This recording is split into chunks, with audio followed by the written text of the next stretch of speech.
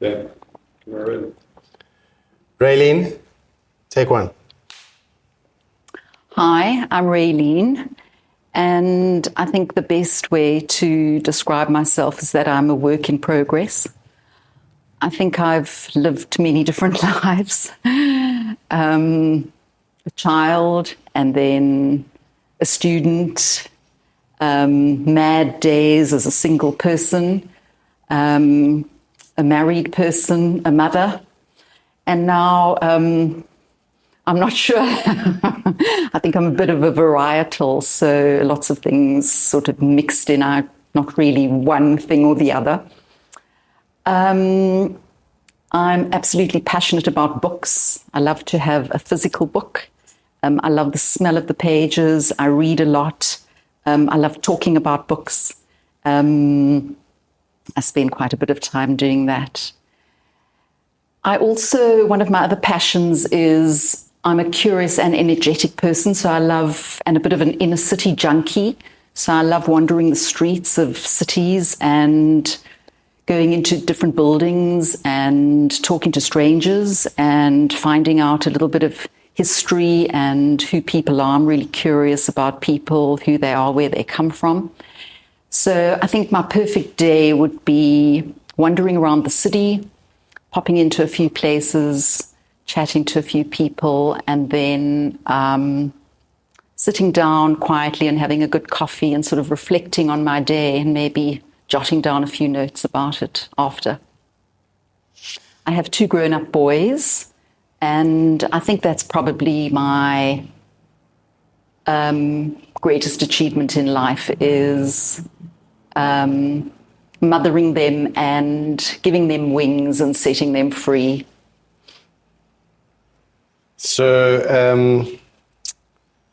Rayleen, how are you finding, navigating this new path now where you said you've been on these things and now you're like, yeah. I'm not sure where I am now. Yeah, it's been really interesting, I think. I think it's a lot of inner reflection and looking back and looking forward to see what's ahead. And I think that one has to be, you've got to kind of be brave.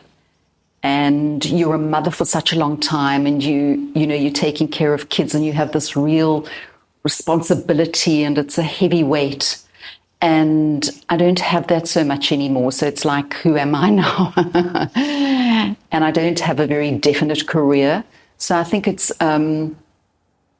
exciting because I'm doing things that I put off for a really long time. And I'm quite creative. So I'm stepping into that now, which I'm absolutely loving. Through your journey with motherhood, what was the biggest lesson that you learned from your, not to say that you're not a mother anymore, yeah, but what was a different kind of a mom? The biggest? To listen and to be bendy. You have to be flexible. I was quite a strict mom. I needed, it was important, I think, that my kids grew up with boundaries. And I saw a lot of adults and parents around me who, what was important to them was to become their kids' best friends, and it actually doesn't work. You can always do that later. You've got to put in those boundaries and, so that your kids really kind of understand that there's age-appropriate stuff and, they need to behave in a certain way. And I think, the friendship comes after that. So bendy, yeah, really flexible. I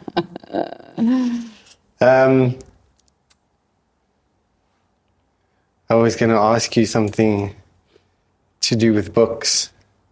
And I know it's quite a difficult one to always ask people their top book or top movie, but do you have a book that's impacted you most in your life? I have a few. One of the books that I remember very, very clearly is Arundhati Roy's A God of Small Things. And I think just because there was so much cruelty and kind of like, how did you actually live through this life? And you got through on the other side, but exquisitely written with just so much feeling and passion. And then the other book that I read much more recently is Yasmin Mohammed, who, sure, I sort of get a lump in my throat when I talk about it, because after I read her memoir, I really didn't understand how she was alive. And that really sat with me. And you think about your life and how other people's lives are, and it's overwhelming, and you got to breathe through that. Amazing. Count your blessings. Yeah. Just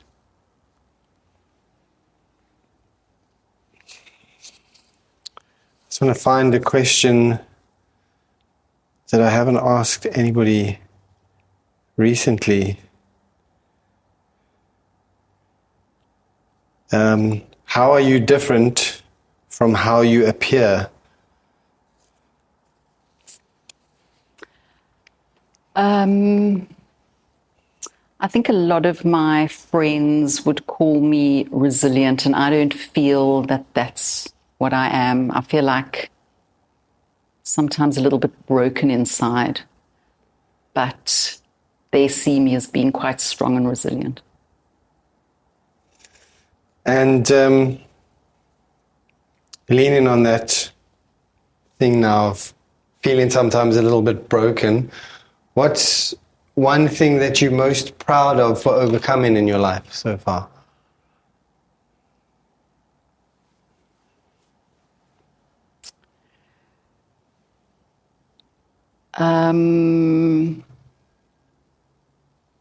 The trauma of having to come back to South Africa after spending 28 years living abroad and making a new life. And you're still navigating that at the moment. But I do feel a little bit more comfortable because I've never lived in Cape Town before, so didn't have a community, no family here, so that was really, really challenging. And at my age, going out there and making new friends and building a community is quite tough. And what's given you the strength to keep on with that and pursue that? You just got to keep going, one foot in front of the other. You don't really have a choice.